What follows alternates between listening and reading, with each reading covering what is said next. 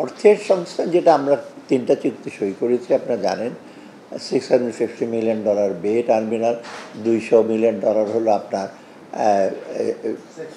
Safety net এবং এই যে রেজিলিয়েন্স প্রজেক্ট, আর 100 মিলিয়ন এটা হলো 850, আর 100 মিলিয়ন ওপেক ফান্ড, সেটা হলো প্রাইভেট সেক্টরের জন্য। এবং ওপেক ফান্ডের যে প্রেসিডেন্ট ফৌজি আল সুলতান, উনি নিজে বলেছেন যে আমরা প্রাইভেট সেক্টরের জন্য আরও আমরা ইচ্ছা করব। আর আইএফসির সাথে আমাদের কথা হচ্ছে ভেরি সাকসেসফুল।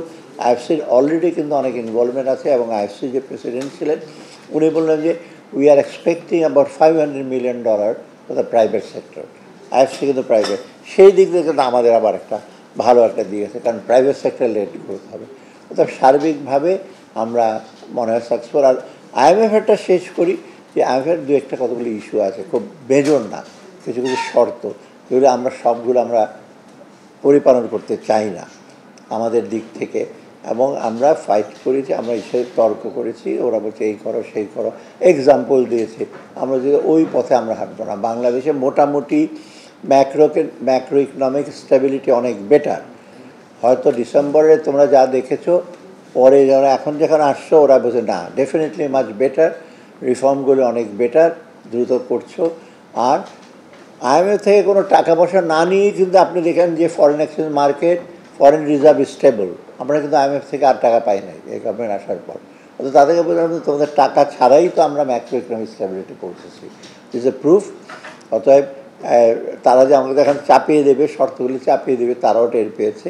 অতএব ওরা বলছে উইল কন্টিনিউ, এবং ওরা বলছে যে we are arriving towards agreement. আপনারা দেখেছেন তো ওই ওদের কৃষ্ণা শ্রীনা বসেন একটা ইন্টারভিউ দিয়েছে সাইড লাইনে, ডেইলি স্টার আসছে, যে আমরা রিচিং টুয়ার্ডস এগ্রিমেন্ট। সো ওইটা আমরা আশা করি আমরা ওইটাতে কিছুদিনের মধ্যে আমরা এগ্রিমেন্ট হবে, ওইটা 1.2 বিলিয়ন। আর এইটা হলো বাজেট সাপোর্ট। আর বাকিগুলো প্রজেক্ট সাপোর্ট অনেকগুলো আছে, যারা রিসেন্টলি একনেকে যে সেগুলো হচ্ছে ওয়ার্ল্ড ব্যাংকের পাইপলাইনে আছে, এডিবির পাইপলাইনে আছে। তারপরে আবার আমরা অলরেডি ইসের থেকে AIIB-তে $1 billion চেয়েছি। NDB নিউ ডেভেলপমেন্ট ব্যাংক যেটা, সেটার থেকে আমরা সেটা যায় ইসলামিক ডেভেলপমেন্ট ব্যাংক থেকে। অর্থাৎ সার্বিকভাবে আমাদের কিন্তু প্রজেক্টের ব্যাপারে তেমন, প্রজেক্ট অর্থায়নের ব্যাপারে তেমন কিছু আমরা অসুবিধা দেখছি না। বাজেট সাপোর্টের ব্যাপারে আইএমএফের সাথে একটু আলোচনা চলছে। যদি বাজেট সাপোর্ট যদি আমরা আইএমএফের ব্যাপারে অনেক শর্ত থাকে, আমরা চিন্তাভাবনা করছি, আমরা নিজের মতো করে বাজেট করতে চেষ্টা করবো। এই হলো আমার শর্তগুলো। মেইন শর্তটা সবগুলি আমাদের সাথে আমরা যেটা বলেছি এনবিআর সেপারেশনটা, ওরা ফরেন এক্সচেঞ্জ মার্কেটটাকে ওরা বলছে ফ্লেক্সিবল, সে ওপেন করে দেয়। আমরা বলছি একেবারে ওপেন করে দেওয়া, কারণ ফরেন এক্সচেঞ্জ এই যে মেজর পলিসি টুল, মনিটারি পলিসি, এটা একবার ওপেন করে দিয়ে আমি পাকিস্তানের মতো 280 টাকা, শ্রীলঙ্কার মতো 400 টাকা পৌঁছে যাব, ওরা না পৌঁছাবে না। আমরা বলছি যে আমরা সেটা নেব না। অলরেডি দের ইজ স্টেবল 120-22 টাকা আছে। হ্যাঁ, একটু ফ্রি মার্কেটে ক্রলিং পেয়ে গেছে, একটা ব্যান্ডের মধ্যে আছে, বলে ব্যান্ড ট্যান্ড কিছু থাকবে না। আমরা বলছি না, সেটা আমরা এখন করছি। তবু আমরা আর্গু করেছি যদি তোমরা যদি ব্যান্ডটা ছেড়ে দিতে পারো, আমরা স্টেবিলাইজেশন ফান্ড বলছি $1 billion দেবে। ওরা আলটিমেটলি 500 মিলিয়নের মতো রাজি হয়েছে, দেবে। তবুও আমি চিন্তা ভাবনা করে বলছি যে উইল কন্টিনিউ, আমরা এখানে ফাইনাল কিছু বলবো না।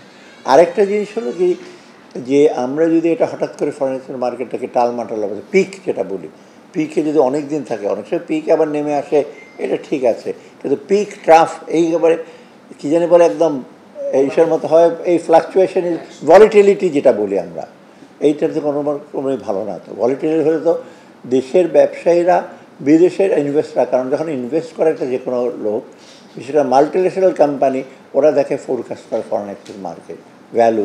ওরা থাইল্যান্ডে ইনভেস্ট করবে না ব্রাজিলে করবে না ইন্দোনেশিয়া করবে না বাংলাদেশে করবে, এগুলো দেখে।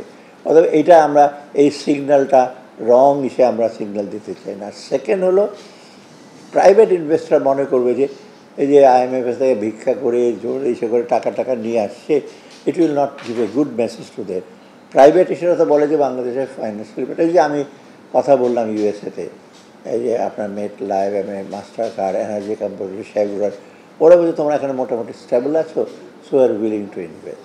যেটা আমি বললাম যে আইএফসির প্রেসিডেন্টের বলে আমরা $500 million পর্যন্ত প্রাইভেট সেক্টরে দেবো। বিগ একটা গ্যারেন্টি দেবে যে মাল্টিন্যাশনাল ইন্ডাস্ট্রিয়াল গ্যারেন্টি দিচ্ছি। অতএব সব মিলে কিন্তু আপনাদের কোনো দুঃখ করার কোনো কারণ নেই। আমি সকাল 8টার সময় মিটিং হয়েছে, ভোর 6টার সময় নাচ থেকে দৌড়াইতে হচ্ছে আমার জন্য ডিফিকাল্ট হচ্ছিল, বয়স হয়েছে তো, তবু আই হ্যাড টু বিয়ার। আর এত মিটিং সাধারণত অন্য কোনো ডেলিগেটস করে না। বেশিরভাগ মিটিংগুলোতে সিনিয়র লেভেলে আমি ডিএমডি বা ভাইস প্রেসিডেন্টের সাথে মিটিং করে 8 ঘন্টা, তো সারাদিন ফাইন্যান্স সেক্রেটারি, ইয়ারডি সেক্রেটারি, এনবিআর সারাদিন মিটিং করতে হয়। কারণ টাস্ক ম্যানেজাররা তারা তো খুঁটিনাটিতে প্রত্যেকটা ইস্যুতে যায়, ট্যাক্স কত বাড়বে, ওটাতে কেন বাড়ছে, জাস্টিফিকেশন দাও, রেশনাল কত, কেন।